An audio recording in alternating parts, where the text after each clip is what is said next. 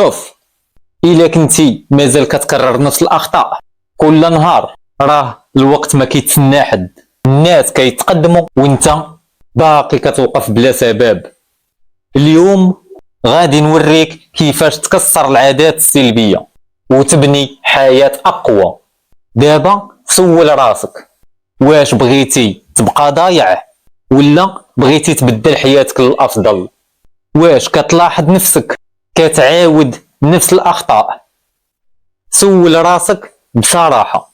الفكرة الأولى، خاصك تعرف على العادات السلبية. هذه نقطة أساسية. ضروري خاصك تعرف شنو هي الحاجة اللي كتسرق حياتك، شنو اللي كيسرق حياتك قبل ما تبدلها. أول خطوة، خاصك تعرف العادات السلبية ديالك. راه كل واحد فينا عنده عادات كتضيع له الوقت وكتضيع له الطاقة وحتى الفرص. ممكن تكون المماطلة أو التشتت أو الخوف أو التسويف. سول راسك شنو الحاجة اللي كتعاودها كل نهار وكتضر حياتك. نعطيك مثال، واحد الشاب كل صباح كيبدا نهارو بالتليفون وكيضيع 3 ساعات بلا فايدة.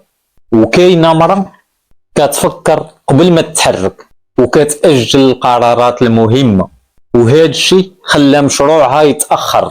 وطالب كيحاول يقرأ ويدرس ولكن كل مرة يولي يتفرج على فيديوهات والنتيجة ضعف الأداء. غادي نسولك، واش كتشوف هذا الشيء في حياتك؟ وسول راسك واش باغي تبقى بحال هكا. الفكرة الثانية، كسر العادات السلبية.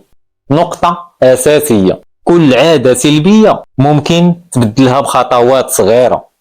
بدا تهرس العادات السلبية خطوة بخطوة، ماشي ضروري تبدل كل شيء في مرة واحدة. فالبداية الصغيرة كتجيب نتائج كبيرة. نعطيك مثال، واحد الشاب كان كيتسنى نهار كامل باش يخدم على مشروعه. بدا ب15 دقيقة كل نهار، وبعد شهر ولا عنده روتين يومي ناجح.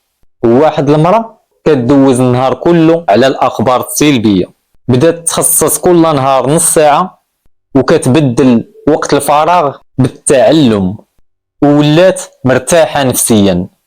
طالب كيبغي السهر وبدا يحاول ينعس بكري كل نهار، وبدا التركيز ديالو في المدرسة يتحسن. اللي كيبغي التغيير كيتحرك اليوم ماشي غدا. واش غادي تخلي العادات السلبية تتحكم في حياتك؟ خاصك تبدل العادات السلبية بالعادات الإيجابية. بدل كل عادة سلبية بعادة إيجابية بلا ما تعطل. خاصك تغير كل نهار حاجة صغيرة. نعطيك مثال، واحد الشاب كان كيعتمد على القهوة بزاف باش يزيد الطاقة، وبدلها برياضة صباحية.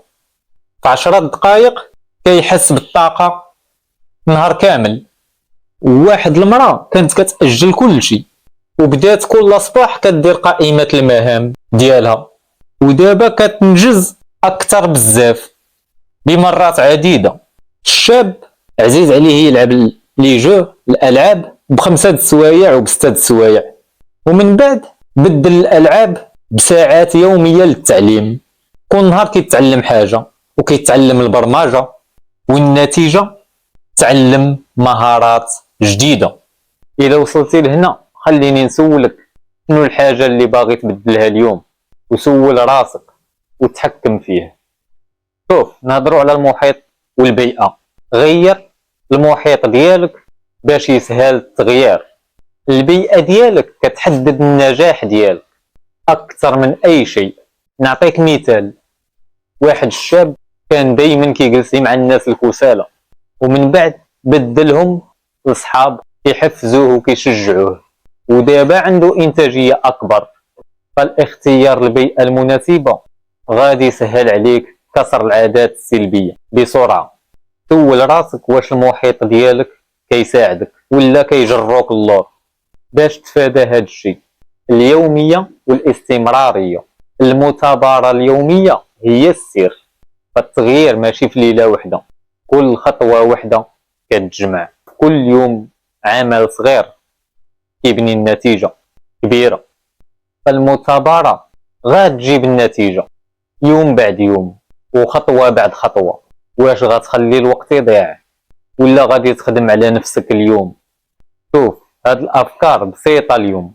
تعرف على العادات السلبية وهرسها تدريجيا وبدلها بعادات إيجابية، وتحكم في المحيط ديالك والمثابرة اليومية.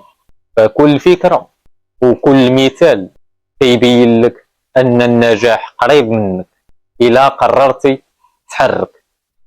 دابا سول راسك مرة أخرى، واش غتبقى بلا حركة ولا غتبدا التغيير اليوم؟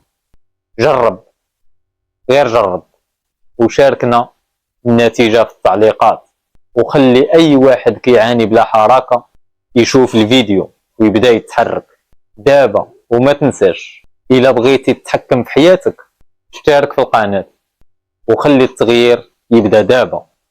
كان معكم وديع، نشوفوا فيديو جديد.